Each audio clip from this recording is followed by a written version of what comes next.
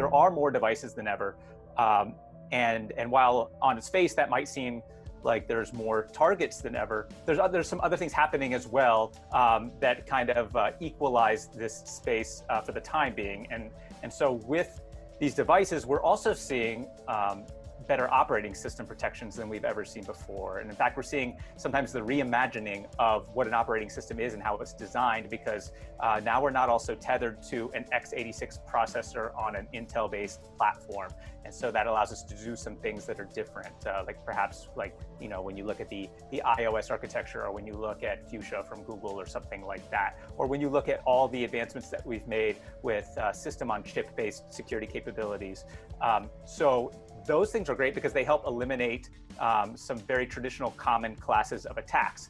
But attackers aren't just going to accept that and stagnate and say, "Oh shucks," and go home. So what I see happening is that, and what I think you can see with some data as well, is that this has pushed more and more attackers to the cloud to pursue potential victims. And what's interesting here is that on digital platforms and social media websites in particular, you have a super lucrative source for cyber criminals to focus their efforts, whether it's using social phishing or scams or fraud or impersonations. And so here, rather than trying to get a computer system, rather than trying to trick it to run instructions that it shouldn't run, here I just have to trick a person to click a link or submit some credentials on a site that looks like something that they think is their bank. And it's a much simpler sort of thing here, right? Like nothing broke a security model. You just happen to fool a user. And it's easy to do on these platforms because I can choose my display name, I can choose my picture, I can create a fake history over time to make it seem and feel real. And so that there's that trust that's a part of these social networks is used against the legitimate users themselves. And so when you think about what's coming in the future, I'm sure most of us, if not all of us, have seen deep fakes at this point. Those are going to continue to get more and more sophisticated with fewer and fewer requirements and at lower cost. So the thing that really keeps me up at night when I think about these sort of things is, where are we going to be in 10 or 15 years when anybody can download a repo off of GitHub and create a very realistic deep fake video of someone or deep fake audio of someone with very little training information and things like that. So I think that's one area to especially be thinking of, because it really destroys this traditional concept that we've been able to rely on for thousands of years of civilization, which is seeing is believing, right? I saw you say it on TV.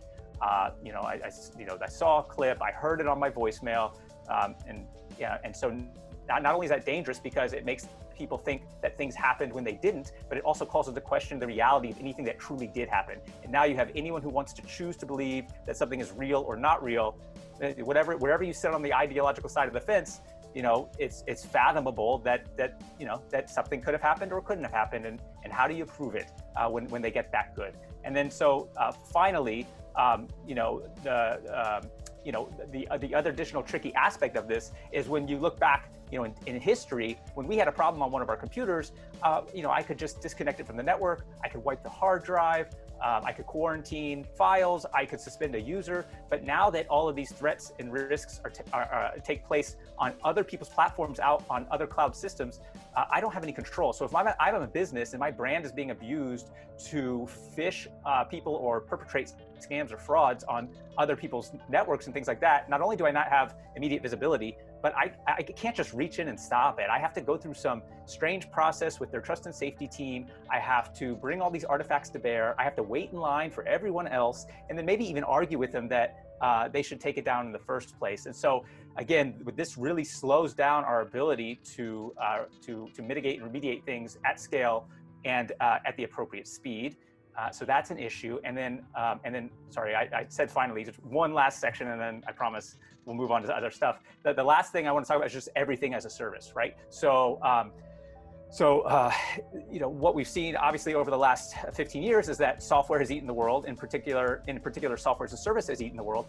So now, rather than just dealing with the vulnerabilities within our notional perimeter, now with all these cloud platforms that we're using, they themselves have vulnerabilities, and we have no visibility into the fact that they're there, and we have no visibility into the fact that they have been appropriately patched or remediated, et cetera. And then even worse than that, so much of the software that we use that's software as a service is built on other people's platforms. So now you have third-party vulnerabilities, fourth-party vulnerabilities, fifth-party vulnerabilities, and you almost get like a mesh fabric where, you know, everyone's using AWS, and AWS is also using, you know, some CDN, et cetera. And how do you dig your way out of that and reason about your risk?